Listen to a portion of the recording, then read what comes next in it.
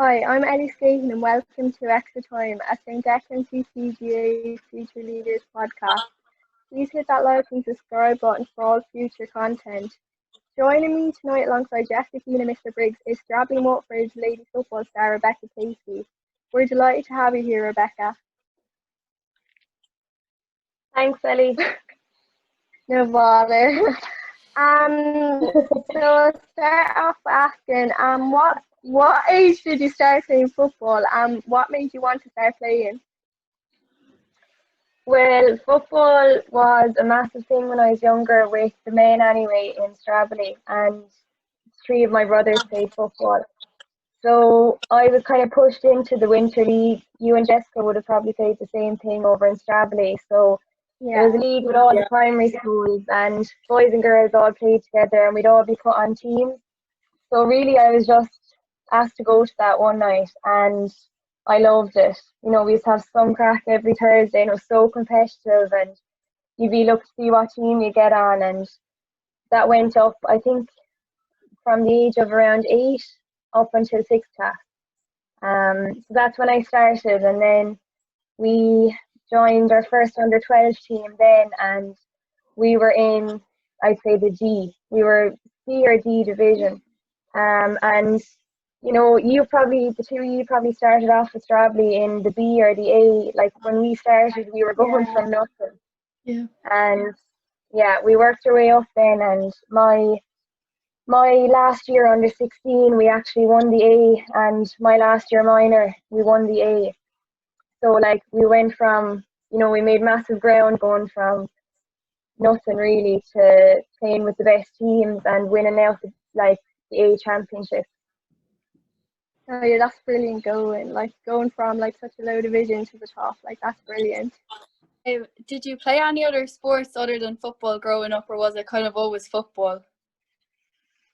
Well, obviously Stradbally don't have a camogie team, so I was never involved with camogie. Only in primary school we play a bit. But we did have a soccer team in Stradbally, so a lot of the girls that were on our on our football team with Stradbally would have played with Stradbally. Now, we weren't the best, but we used to train away with it anyway, and it was just something extra. And we actually, a lot of the girls on our senior team now would have done Irish dancing. So Laura Cusack, myself, Katrina O'Brien, Grace Heffernan, we all did Irish dancing, and we used to be so fit from it, really fit from it. So that was the only other kind of interest we had, but it was always mainly football growing up. So. Yeah. Did you look up to anyone growing up that made you want to play and stick with football, or was it just you wanted to keep going? Well, when I was 13 or 14, Kieran Heffernan was over the juniors ladies team with Stradbally, and he asked me and Niamh Power and Katrina O'Brien to come along to a match one day.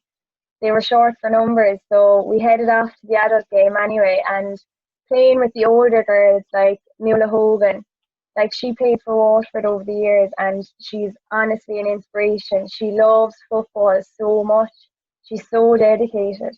So I think when I first started looking up to Nuala, and then all the other girls who trained us growing up, like Tracy Fennell, Amy Whelan, all of those girls, when I was 14, I was looking up to them. But I'd say Nuala was probably the biggest inspiration, and she still is. She still was training with us this year. You know, she's brilliant. And Rebecca, Rebecca, we kind of had my sister on the show there a couple of weeks ago, and she was speaking about the importance of family and parental, I suppose, support at home. But I suppose your family as well. I would know your brothers fairly well. Football is just kind of ingrained in your family. Yeah. So if I could only get one of the county medals that my brothers had, they just had an unbelievable team, and it was kind of like our team. I do think that there's a really good team in the making with us, because my brothers, they were winning minors and under 21s, and that was the team that went on to win senior. They were building with a long time, and they had such a big group of really good players. But yeah, I suppose I had so much support from mum and dad. Like, they were driving me to Stradley training, to county training. I was gone every night of the week with something, like, and if I didn't have that support, I wouldn't have been able to keep it up.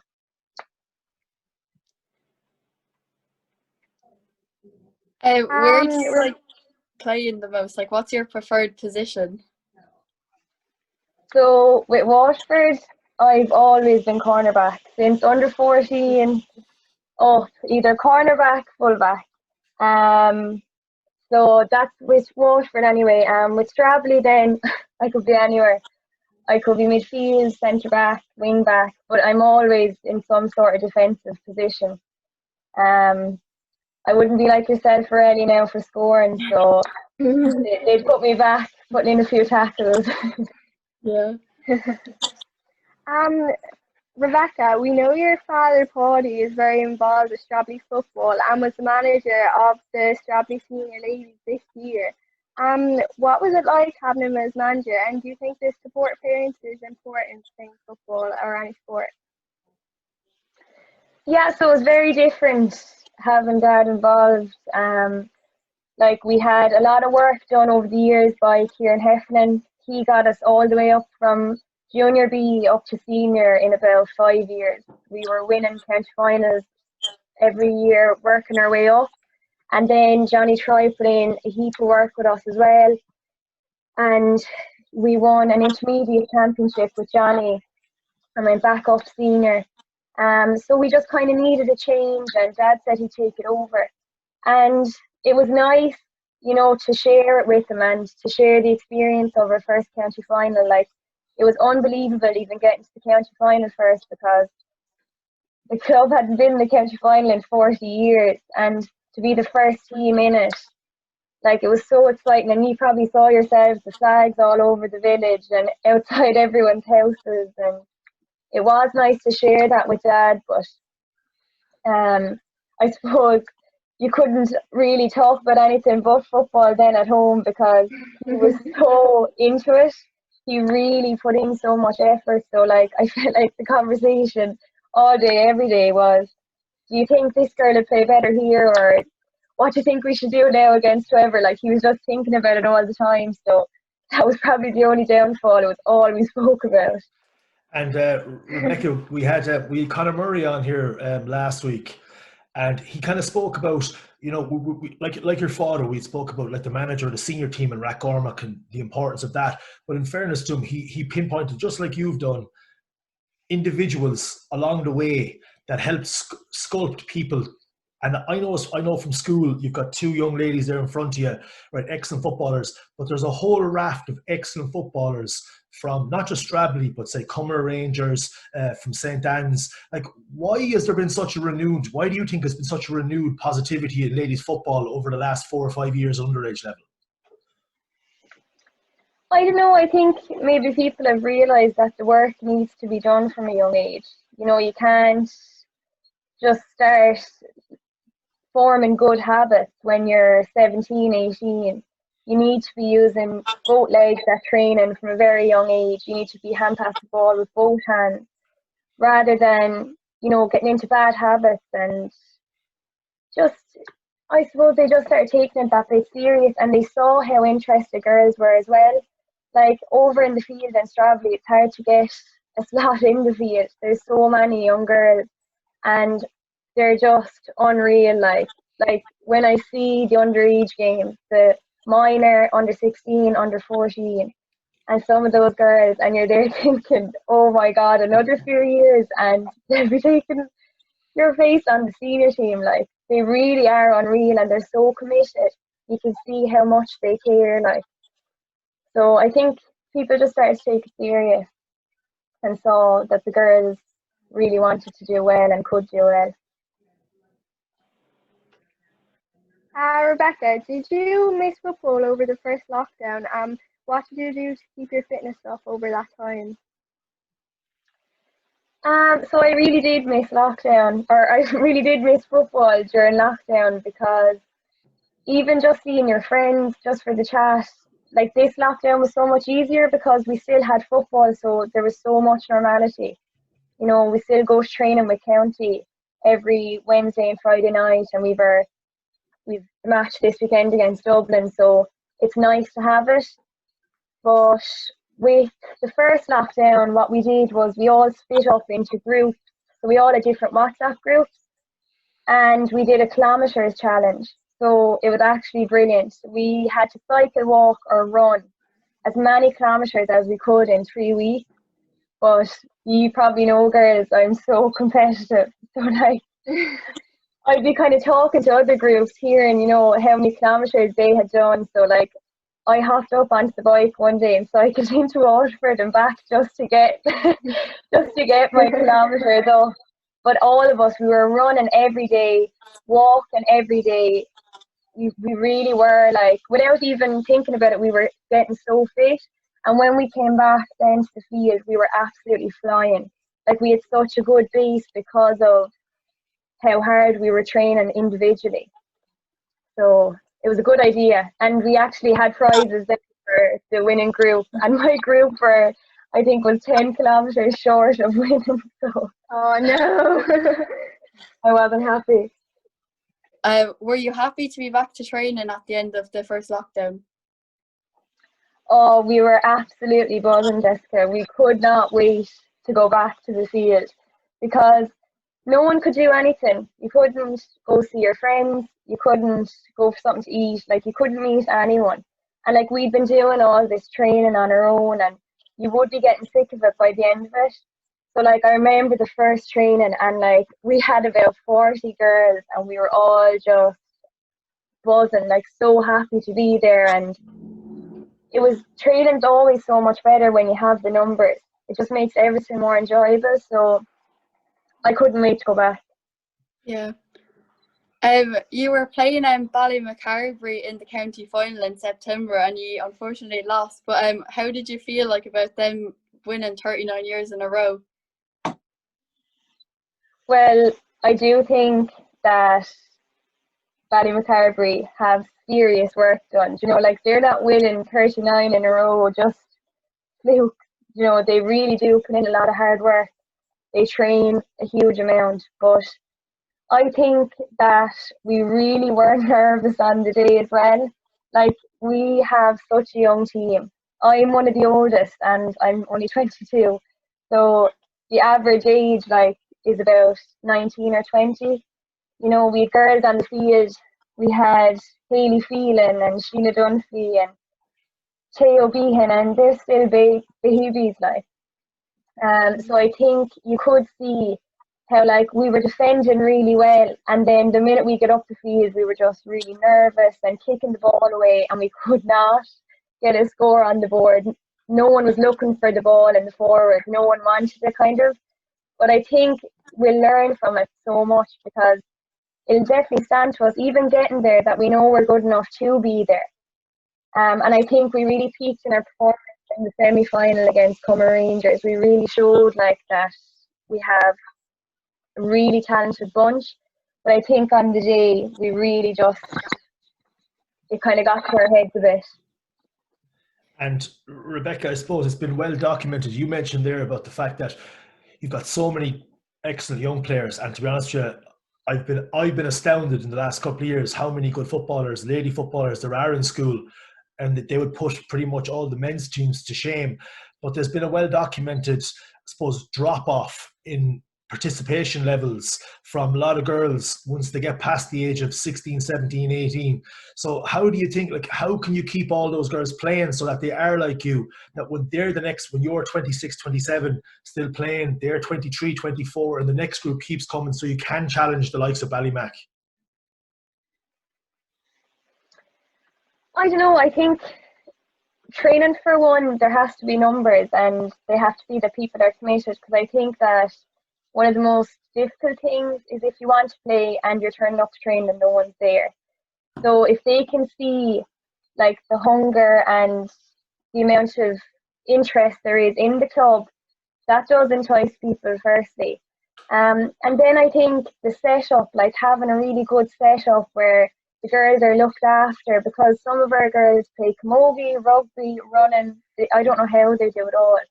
And to know that they'll be minded, like, and that they can play multiple sports and not be, you know, burned out. But it's hard. Like, a lot of girls lose interest in sport, and you know, it's sad really, because even with our Waterford team, if you look back to like our under 14 and under 16 team, and like the amount of them that went on to play senior is so few. So many of them gave up football after minor, and they were brilliant footballers.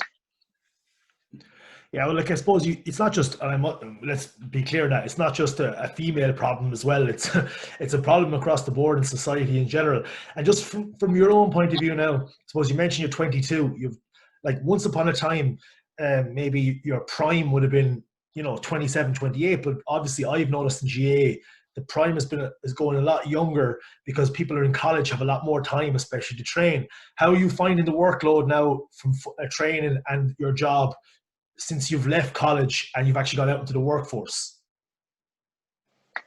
If anything, I actually feel like I have more time now because it's more structured and more routine. And when I was in college, I was playing with the O'Connor Cup team. So if anything, I was nearly burnt out. I was training with UCC and training with Stradbally and training with County, and I was driving up and down the road from Cork to go Waterford training. And it was actually really hard to balance because you weren't concentrating on one team. Whereas this year, I found it really nice because obviously I could just focus on club when club happened during the summer. And now, for the first time ever, it's just county. And I just find it's a lot easier when I'm not in college and I'm not on the college team as well. It's hard to balance like 3 senior teams. Back to the Ballymacarbery match. Do you think you'll be able to get them before 40 or the upcoming years? Ellie, you need to stop bringing up this match. No, do you know what? I actually watched back. Me and Dad watched back the match there on Sunday night. I couldn't watch it back until then because I just had in my head that it was such a disaster and that we played so bad. And I watched it back then and I was like, oh my God, we defended so well. And it was stupid mistake. Like, we honestly, like, I watched it back thinking, what were we doing? Because we defend really well, we put them under pressure, and then we just kick the ball away straight back to them. And then we'd win it back again and hand pass it away, or, you know, we weren't holding on to our possession well at all. But I think, like, we do still have loads of work to do. Like, we made massive progress this year because we were playing with more shape. Like, we always had very good defenders, and I put my hand up and say we have the best set of defenders in the county. And I think other clubs would say that as well. Like, we have serious backs with Stradbally, but we always lacked that bit of attack in nature. And I think not in the county final, but in the semi-final, we really showed that we could attack and we could score. And I think that's what we need to improve on the most. And if we could get that right, you know, who's saying what we could do, you know, like, and I think it would be nice, like, obviously credit due to Ballymac. They're after putting in crazy work over the years and they have so much history. But I think, like, it's good for the county as well to have a change up. And, like, it would make girls believe that they could be the best team in the county as well. You know, every county needs some bit of refreshment. You can't have the same club every single year. It can't go on for, like, 60 years. Like, it actually can't. Yeah. Onto like the Waterford team, like, have you had much success like underage with Waterford? Yeah, underage we won an under 14 All Ireland and an under 16 All Ireland, and 2 or 3 Munster finals as well. And when I was minor, we lost the B All Ireland semi. And we were actually gutted because we didn't, I don't know, we left it behind us because the same year I remember it, we used to play Cork, who were in the A division. And we actually beat Cork in a few challenges that year. And they went on to win the A All-Ireland. But yet we didn't even get to the B All-Ireland final. You know, like we were beating Cork, who were the best of the best. And we didn't get to the B All-Ireland. We kind of threw it away, but we did. We'd lots of success, and a lot of those girls then, they're playing on the senior team with me now, and we won the Division 2 league final there in last year, 2019, against Kerry. And that was my first big win with the senior team, and it was unbelievable. You know, when you're winning with your friends, it makes everything so much better. And Rebecca, I suppose that kind of brings us neatly on to this year's championship. And I suppose it doesn't get, like, a bit like Stradbally playing Ballymac, it doesn't get much bigger than Dublin at the weekend. Yeah. Yeah, now we played Dublin in Division 1 league campaign this year. And I think that we really underestimated ourselves going into the league this year. Our first game was against Galway, and I remember going up on the bus and I was really nervous because I didn't know what to expect, and I didn't want to get hammered. Like, I didn't know what to expect. We were in Division 2 last year, our first Division 1 game, and we actually beat Galway. And then throughout the whole league, like, we played Donegal at one stage and we were beating them for the entire match, and we ended up losing the game, and we left it thinking, how did that happen? And actually with Dublin, we were beating them for the majority of the game. And then it was like we just kind of fizzled out near the end and lost concentration, and they came back and won. But I think the league gave us a lot more belief, and it showed us that, like, we do have a very high standard with Waterford ladies football. And I think, you know, belief is a massive thing, because if your head isn't right and if you're going into it thinking Dublin All-Ireland champion, you may as well, you know, not head up to the match because you're not in it. Like, you have to be thinking that you could win. You know, you can't be thinking in the back of your head, oh, but it's Dublin. You have to always feel like you're going to win. And actually, how many years are you on the panel, Rebecca? I'm on the panel since 2015, so 5 years. Oh, all right, yeah. And Rebecca, when it comes to, suppose, the championship, really, like, when you look at it, you're in a group of three. So, I mean, and you've already mentioned it there, you're in with two very good teams, Dublin and Donegal. I mean, are you targeting one team over the other, or are you just taking every game as it comes? Well, we're taking every day as it comes because, like I said, we lost to both of them in the league. But again, there were two games that we felt we left behind. And from watching the Donegal and Dublin game last Saturday, there wasn't much difference between the two. You know, it was a very tight game, and they were both very physical, strong teams, whereas we'd be more so a very fast-paced team. So hopefully that will come to our strength on Saturday. You know, we have a very fast team, so hopefully they won't be able to keep up with us. Yeah. Would you feel like we're more confident playing against Dublin or Donegal, like knowing that there was only like 3 points in the match against the two of them? Definitely, because we went into the league thinking All-Ireland champions Dublin, and went into the league thinking Donegal, like, they're a great senior team, like, they're really strong. But then afterwards, we actually said, I was saying to Karen McGrath, she's our captain at Waterford, and I remember saying, like, Karen, did you ever think 5 years ago when we started, or even last year, that we'd be coming away after playing against Dublin and saying that we're disappointed and that we left the game behind us, or coming away from Donegal saying how disappointed we were? So we're after putting in massive efforts over the years, and I think now we're kind of seeing that we're at a different standard, like, and we don't fear teams. You know, we don't. I have no fear going into it. I do think we're well capable. We just have to perform on the day.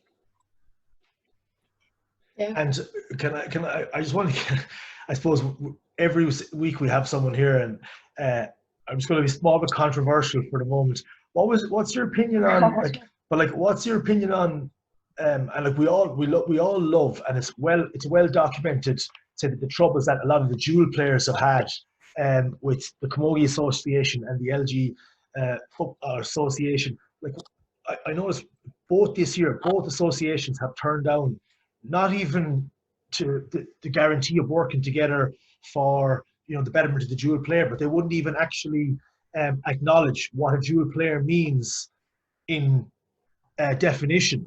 That must be frustrating for players. In Waterford especially, you could have an overlap of one or two girls who would love to play both, and you're like realistically you have two associations that won't work together. Yeah, well, obviously in Care there was the big drama. Aisling Maloney documented a lot of it. She's a dual player, and she ended up not playing her Camogie final because the Camogie put it on the day before her senior county final for football. And Aisling was someone to document it, but that didn't mean it only happened in Care, because there was so much, even in Waterford, we had girls who played a senior Camogie semi-final. We had 7 girls on our Stradley team, and they played a senior Camogie semi-final with St. Anne's on the Saturday, and then played a senior football semi-final on the Sunday against Comer Rangers, a massive game. And we knew it was going to be a massive game. And we really tried to fight and get the match moved, but there was no moving to it. And it turned out that was happening all across the county for intermediate and other senior games as well. They had girls playing 2 senior games for 2 different codes in the same weekend. And it's just not fair, because you'd never even hear of it in the men. And I just don't understand when there's other days to play it. We were asking to even move our game, the football, move it to the Monday or the Tuesday, just to give the girls some bit of rest, because you can't go out and play 2 high intensity games in 24 hours. You can't. And I don't know how to fix it, because, people have been talking about it now for a while and nothing seems to be changing. But I don't think there should be 2 separate county boards. They need to work together. They can't be putting up fixtures and have them clashing year on year. And I suppose a lot of it comes from, I know the GAA themselves want the 2 associations to come back under the one banner. That might make it easy. But even one of the things we've seen, I know the task force committee today, the GAA, are going to recommend the split season from it's going to be 2022 if it's upheld to Congress. So surely that would make it easier for lady footballers and Camogie players as well, if also the ladies game followed suit and went to the split season. Yeah, it should do, because it's not fair on the dual players.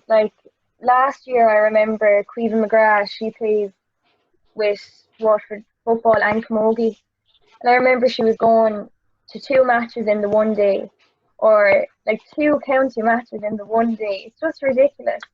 And girls I played with in UCC, Libby Coffinger and Hannah Leone, they're dual players for Cork, and it was the same story with them. So it doesn't matter what county you're from, or they'd be 2-3 very recognised players, and they were just treated so badly, having matches on in the same weekend for the 2 codes. It's just not fair for them to have to pick between one or the other either.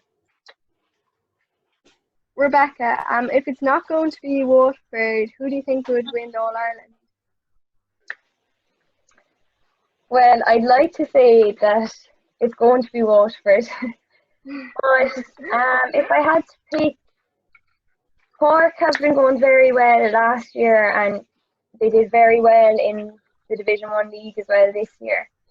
So, I haven't seen any teams, obviously, with lockdown and everything, and some of them could be after improving, having the time off and having everyone at home to train, and some people could have had a lot of difficulties with injuries because we've gone from, you know, pre-season training to carrying out the league, and then we usually have summer football, and now we're in the winter training, so there is a lot of injuries. So it's actually hard to tell how teams are going to fare out, but going off the league, which seems like ages ago, I'd say Cork.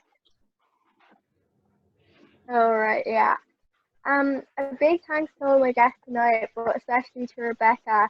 The very best of luck this weekend against Dublin, and we'll be supporting you from afar. Thanks for joining us this week. Next week we speak to Neve Rocket on Camogie, and we have a very special Munster final preview show. Please hit that like button and subscribe to the YouTube channel. We'll see you all soon on Extra Time.